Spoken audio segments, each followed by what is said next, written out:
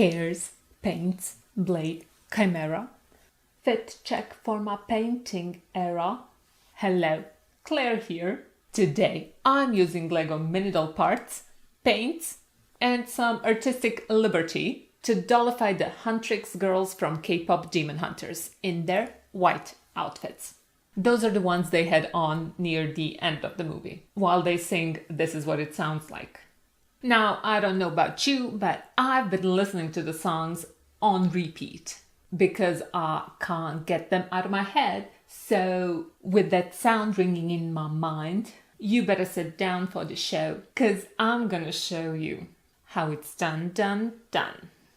My dollifications start with deliberately selecting the mini-doll parts that I'll be using. Yes, theoretically, I could mold almost any part into any other part and then paint everything the desired color, but that's not how I work. I need my dolls to be as functional as possible after the dollification, and I want to do as little work as possible. So I take extra care to find body pieces that are the correct color in these three places: head, hands, and the hip joint. If I paint over any of these places, then simple everyday actions a mini-doll might want to engage in, like wearing a hairpiece, holding anything, and sitting down, will result in the destruction of the carefully applied paint layer. I do not want that. So I'm extremely picky when it comes to which pieces I'll use as a base.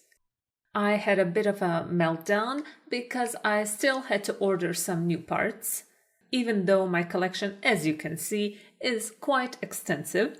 But then the parts came and I was fine. I then, very optimistically, tried throwing the dolls off of an airplane in an effort to motivate them to do their makeup and style their hair on their way down. It didn't work. The outfits in which I chose to dollify Rumi, Mira, and Zoey show quite a bit of skin, so I need to handle those parts first. For the legs, this means giving them a few layers of a light nougat skin tone, since the skirt color defined which parts I had to use. This is what it looks like when there's only one layer of paint. It's not great. Thanks to one or two previous orders triggered by other critical inventory failure events, I had a stash of aerial torso pieces, so all that was needed here was to remove the prints with some acetone. After a coat of varnish on the legs, the parts were ready for the white layer. This was very straightforward. It just needed several coats because white. The next parts I knew were going to be tricky.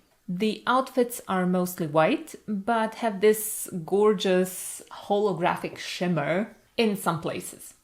That effect is quite difficult to capture on camera, even if you have the right paints for it. And I didn't. Now, I might have gone overboard with how many I got, but shiny. A simple test revealed what the best color to use was, and that they are all absolutely stunning, and no, you can't see their full magnificence through the camera, sadly. With the hollow elements painted on, it was time for Rumi's patterns. This took a while. I was very grateful to my past self who put varnish on Rumi's legs, because I had to completely redo the markings twice. And removing the upper layer of paint without damaging the lower level is impossible without a layer of varnish in between. On top of two purple layers, I got to put another shiny layer. That's another critical inventory failure event successfully averted by overstocking on all the paints I could even theoretically use for this dollification. The patterns looked really good only in purple, but with this gleam, they are simply dazzling. Nothing left to do with the body parts but to paint on the details, which, you know, gotta be golden. And no, My trusty normal standard golden paint wasn't enough to capture the brilliance of Huntrix. I had to add in a bit of the new paints as well. Can a person have a crush on paints? Asking for a friend. The girls are so sweet, so easy on the eyes, but there were no minidoll faces that would fit them perfectly. To nobody's surprise, I found the faces I thought had the most potential to look like Rumi, Mira and Zoey and modified them. Mira had to get her nose piercing removed, Rumi's lower lip was too thick, and her eyelashes too low. Zoey was the only one that came prepared for the painting out of the box. I had to change the eyebrows and eye color on all three. Mira and Rumi also got new lips and they all got golden eyeshadow. And because that wasn't enough work, I made 2 heads for Rumi. One with and one without the patterns. Why exactly I did this may become apparent in a few weeks after this video is published, or it may not. It mainly depends on the mood of a teenager in my household.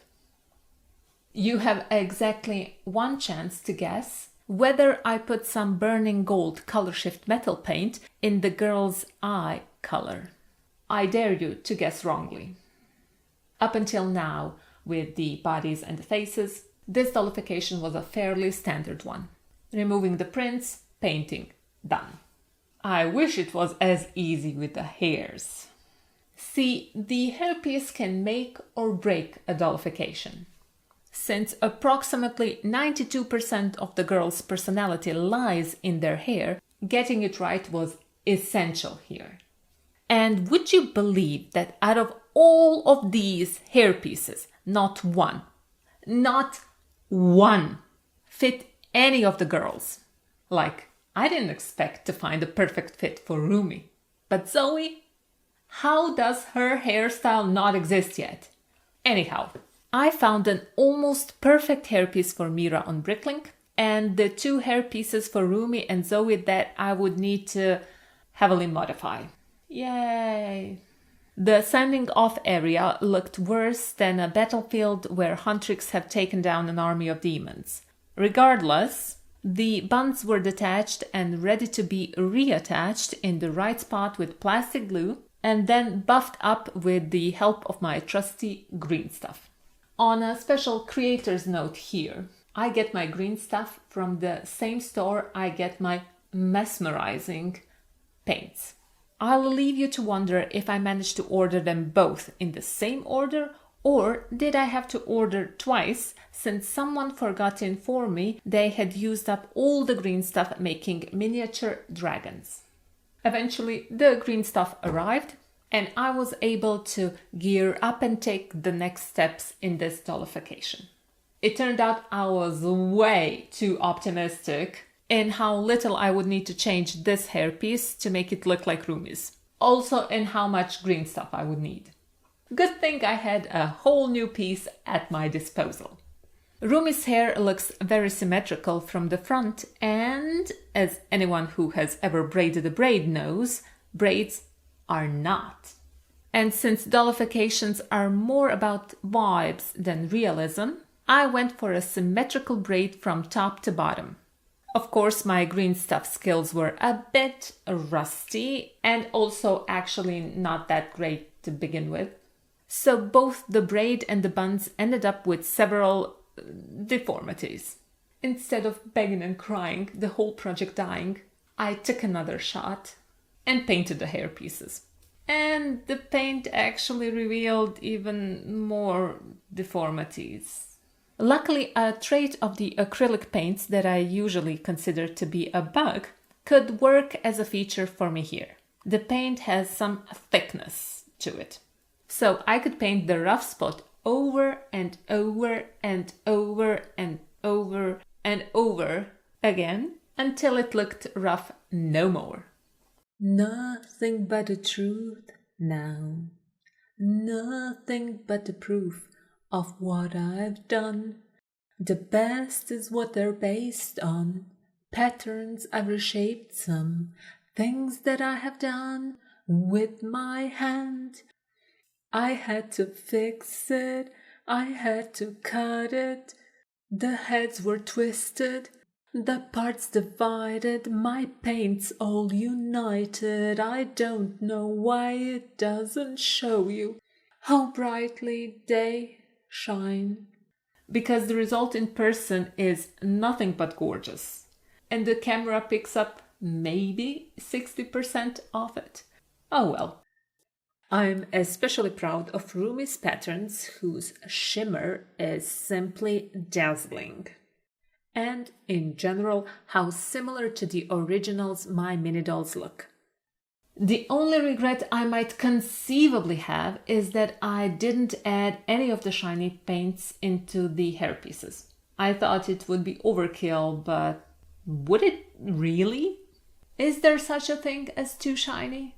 And just as a reminder here, this is what they looked like, all of them, in the beginning, before the paints.